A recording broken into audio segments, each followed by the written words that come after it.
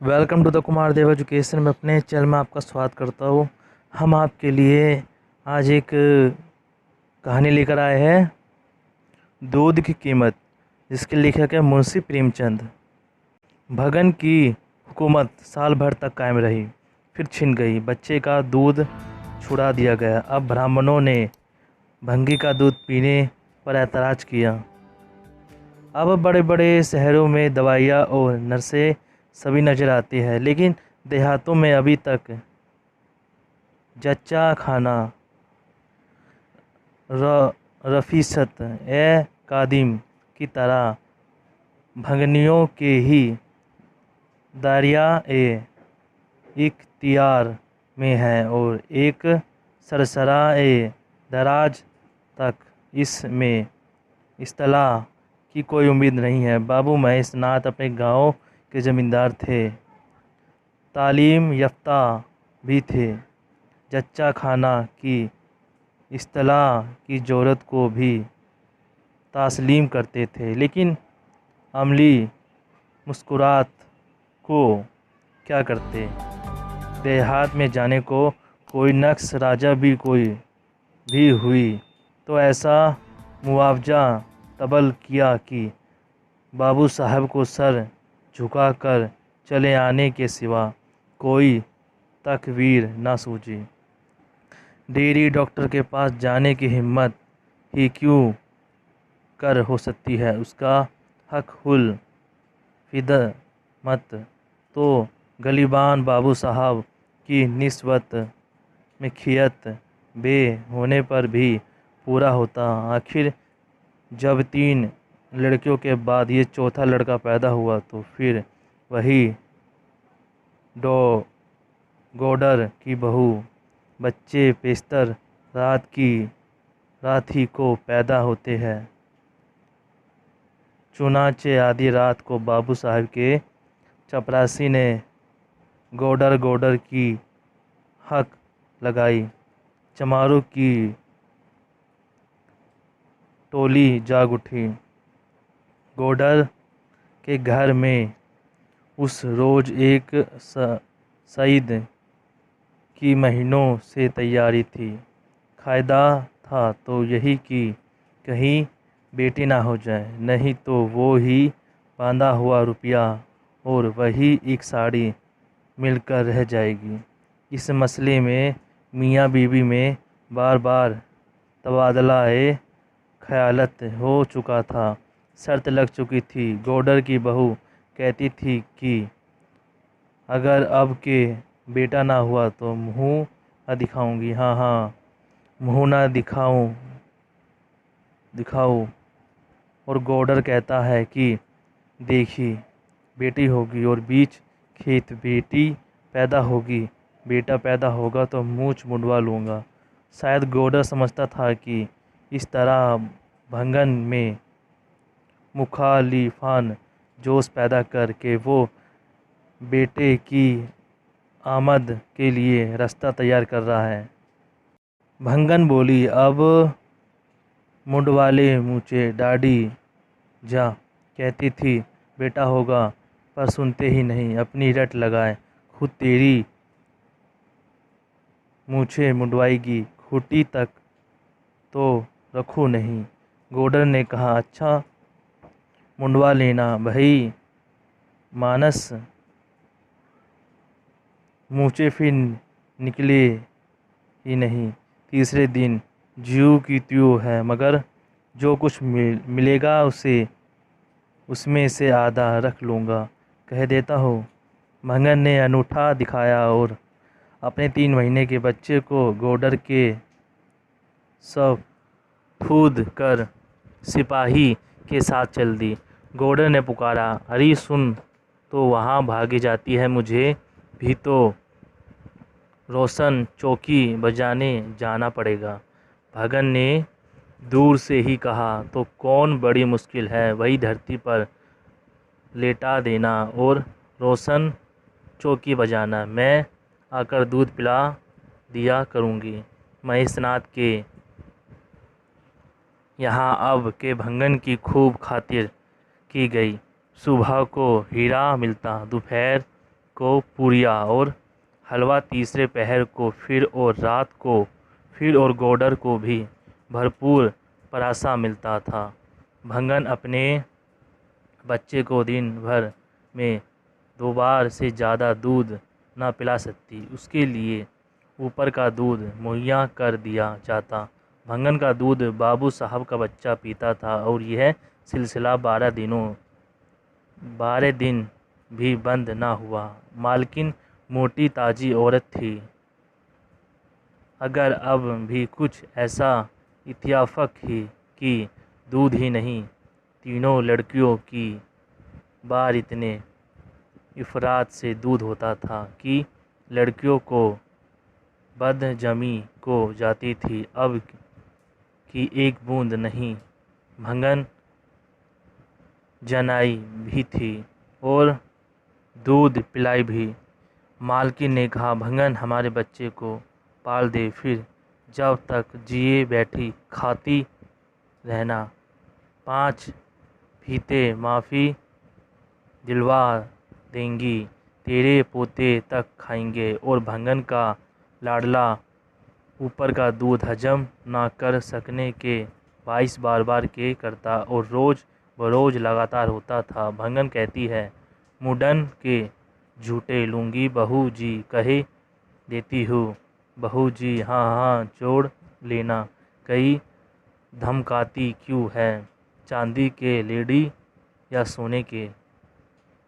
वाह बहू जी वाह, चांदी के चूड़े कहन के किसे मुँह दिखाऊंगी। अच्छा सोने के लेना भाई, कहती तो हूँ। और वया में खट्टा लूँगी और चौधरी गोडन के लिए हाथों के तोड़े। बहू जी वो भी लेना, वो दिन तो भगवान अब देखेंगे। घर में मालकिन के बाद भंगन की हुकूमत थी। मोहरिया महराजन मजदूर ने सब उसका रोब मानती थी, वहाँ तक कि खुद भौजी उससे दब जाती थी। एक बार तो उसने महेशनाथ को भी डांटा था, हंसकर टाल गए। बात चली थी भंगियों की। महेशनाथ ने कहा था, दुनिया में और चाहे कुछ हो जाए, भंगी भंगी रहेगा, उन्हें आदमी बनाना मुश्किल है। इस पर भंगन ने कहा था, मालिक भंगी तो बड़े बड़ों को आदमी बनाते हैं, उन्हें क्या कोई आदमी बनाएगा। ये सुता खी कर के किसी दूसरे मौके पर भला भंगन सलामत रहती, सर के बाल उखाड़ लिए जाते। लेकिन आज बाबू साहब हंसे और कहा मार कर बोले, भंगन मत बड़े पते की बात कहती है। भंगन की हुकूमत साल भर तक कायम रही, फिर छिन गई। बच्चे का दूध छुड़ा दिया गया। अब ब्राह्मणों ने भंगी का दूध पीने का पर ऐतराज़ किया। मोटे तौर पर राम शास्त्री तो प्रसिद्ध की तजवीज़ कर बैठे, लेकिन महेशनाथ हैफक ना थे। फटकार कर बताई, प्रसिद्ध की खूब कही। अपने शास्त्री जी कल तक इसी भंगी का खून पी कर पला, अब परासित करना चाहे वह। शास्त्री जी बोले, बेशक कल तक भंगी का खून पी कर पला, गोश्त खाकर पला, यह भी कह सकते हो। लेकिन कल की बात कल थी, आज की बात आज है। जगन्नाथपुर में छूत अछूत सब एक साथ आते हैं, मगर वहाँ तो नहीं खा सकते। खिचड़ी तक खा लेते हैं बाबूजी, और क्या कहे, पूरी तक नहीं रह जाते।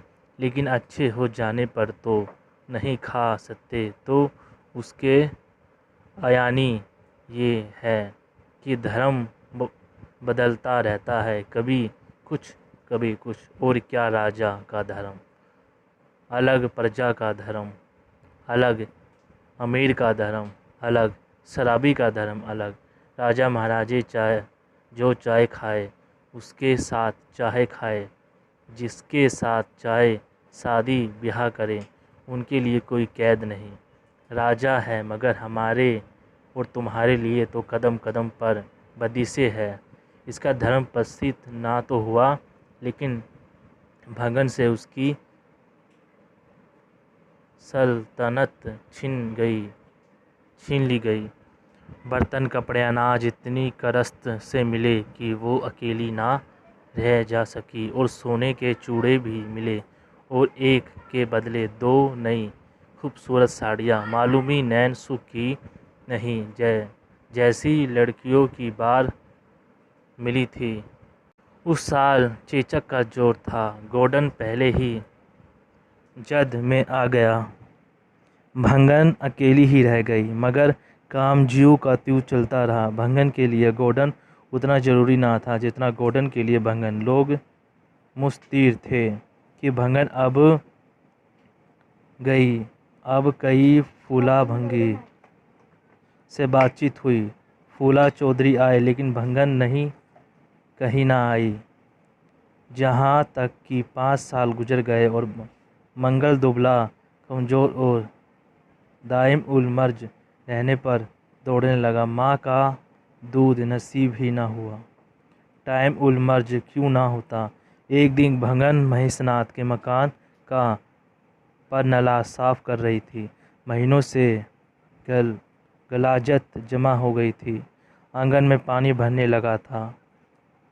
फरनाले में एक लंबा बांस डालकर जोर से हिला रही थी।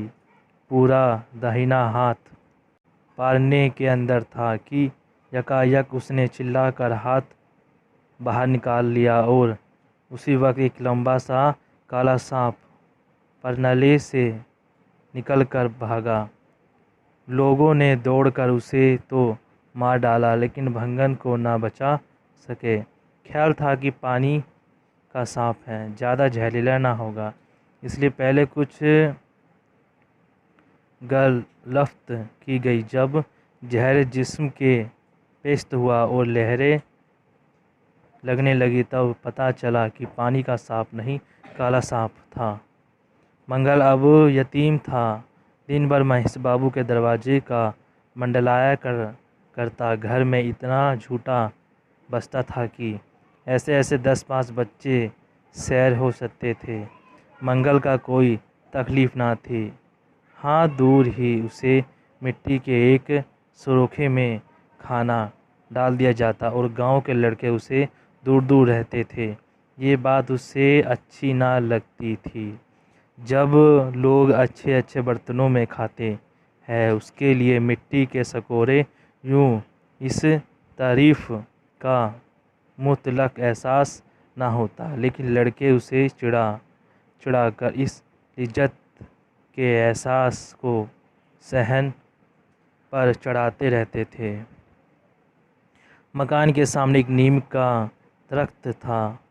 उसी के नीचे मंगल का डेरा था। एक फटा सा टाट का टुकड़ा, 2 सरकारें और धोती, जो महेश बाबू के खुशनसीब मदस सुरेश के उतरे कपड़ों में से एक थी। जड़ा, गर्मी, बरसात, हर मौसम के लिए वो एक सी आरामदेह थी। यही उसकी खुशनसीयत थी। और खयात जान मंगल, जलूसी हुई लू और कड़के के जोर और